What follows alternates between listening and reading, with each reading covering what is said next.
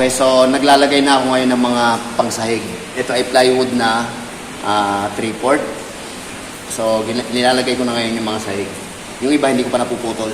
Naka-layout pa lang yun. So ipapakita ko sa inyo kung paano ko to tinatrabaho. Nagamit lang ang cutting disc sa pagtataba sa mga ganito. Mahirap kasi pagkalagari. Pagkalagari kasi maraming busalsal o maraming ribaba. So ang ginagamit ko ay cutting disc lang. Okay, so magpuputol muna ako.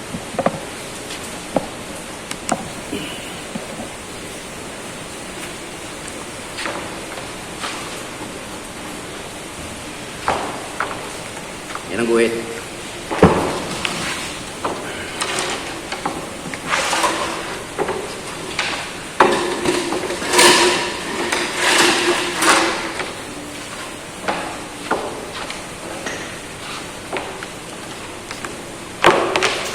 Cutting disc lang ang ipampuputol ko. Wala kasing ibang gamit dito.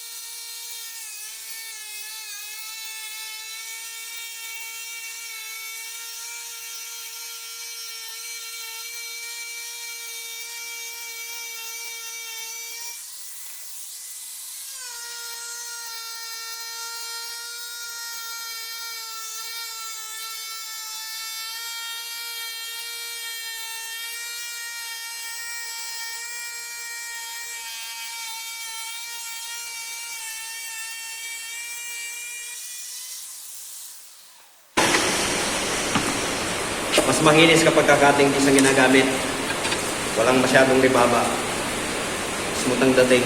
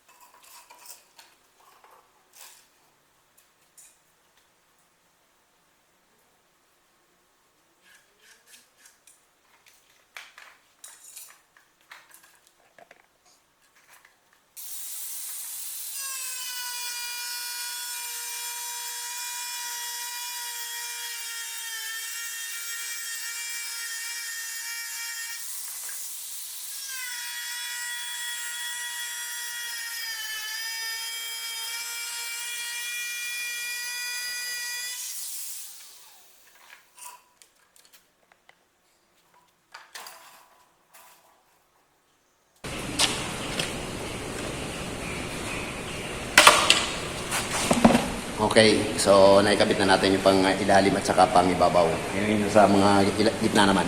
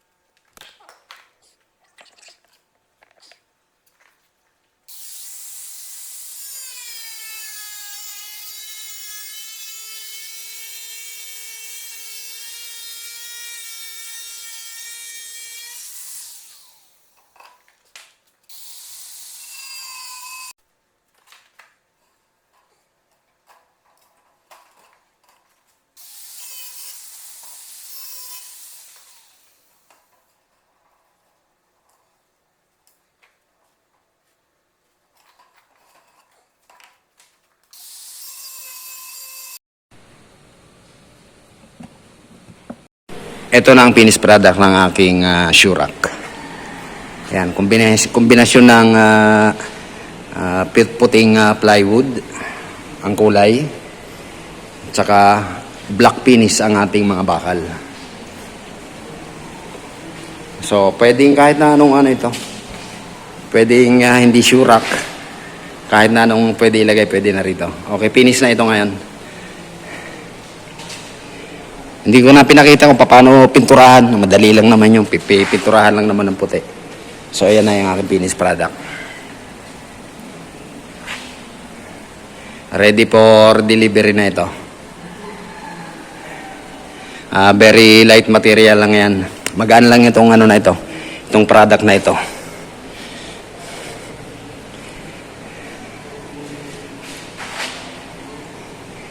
Gusto nga na may-ari nito purong itim, kaso sabi ko parang mas maganda kung may halong puti para hindi naman masyadong tawag dito, hindi masyadong patay ang kulay, kasi basta pagka purong itim yan parang hindi ko type. Kaya ginawa ko ang pintura sa mga flooring ay kulay puti para kitang-kita yung kanyang yung kanyang design. Okay, so sana na nakuha nyo kung paano mag-assemble ng ganitong klaseng mga Shurak. Kombinasyon ito ng plywood at saka mga angle bar at saka square bar lang. Yan, di unong angle bar lang ito. 1/4 by 1, tapos square bar yung mga braces, horizontal at saka vertical na brace. Okay, so naipakita ko sa inyo kung paano in-assemble yung ganitong klaseng mga item o product. Sana may napulot kayong idea. Maraming salamat sa pagsama. Okay, tapos na yung aking project na shoe rack. At sana may napulot kayong idea kung paano mag-assemble ng ganitong klaseng mga project. Naipakita ko sa inyo kung paano ini-eskwala.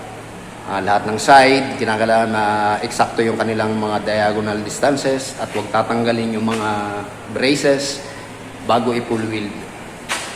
Okay, so ready for delivery na ito. Okay, so maraming salamat sa pagsama. Sana abangan nyo pa yung mga susunod na mga project ko. Until then.